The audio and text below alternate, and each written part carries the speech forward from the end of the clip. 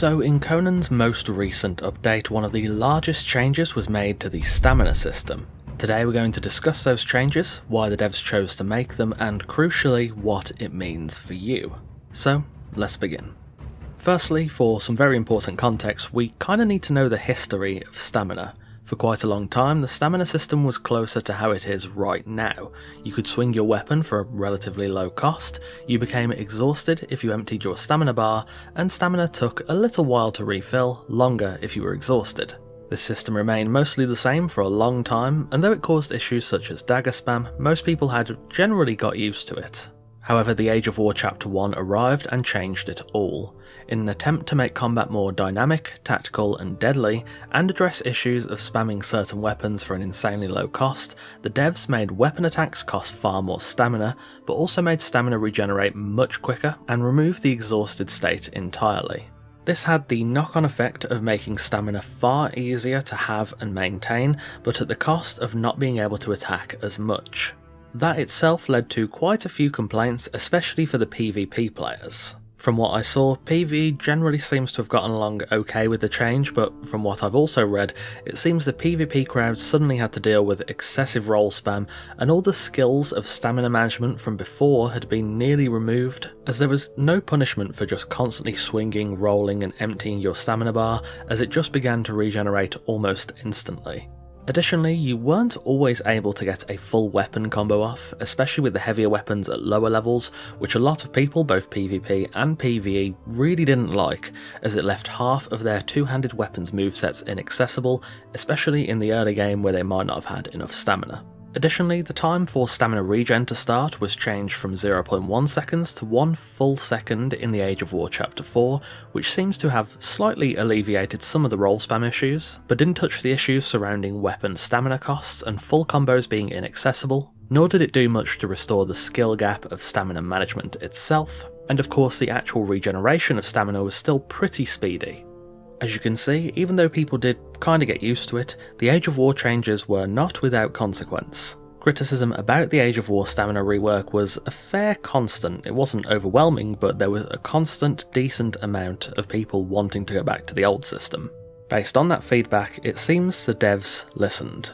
Also, quick shameless self-promo, consider checking out my content over on Patreon where you can get videos early, or just join for free to see previews of upcoming videos and progress logs for the upcoming Settlers Season 4. Plug over, let's continue. Fast forward to March 2025, the first patch in the unofficial Age of Bug Fixes. Stamina has now been partially reverted based on player feedback, though not fully changed back to how it was. Prior to the Age of War rework, the stamina cost for weapons ranged from 3 to 9. After the Age of War, that had been increased to 10 to 40, which is a huge jump. That cost has now been cut in half across the board for all weapons, so your weapons will now cost 50% less stamina to swing, which results in a slightly higher stamina consumption range than before, but still an improvement on the Age of War stamina costs. That means that now with a two-handed weapon, even at 100 stamina, you should be able to get a full combo off. Additionally, stamina regen delays have been restored to almost the same values as before the Age of War, with the only difference seeming to be the time between stamina consumption and regen beginning, which is now 1.3 seconds where it used to be 1.5. Exhaustion has also been re-added if you completely empty your stamina bar. Raw numbers aside though, what does this actually mean for you? Well, you'll now be able to attack for a lower stamina cost, allowing you to physically throw more attacks out. By that same virtue, stamina will regenerate slower, and if you exhaust yourself you have to wait just over twice as long as usual before stamina regen begins. Now, I am of course not a PvP content creator, so I can't speak with any great authority on how this will affect the problems PvP faced both before and after the Age of War stamina rework.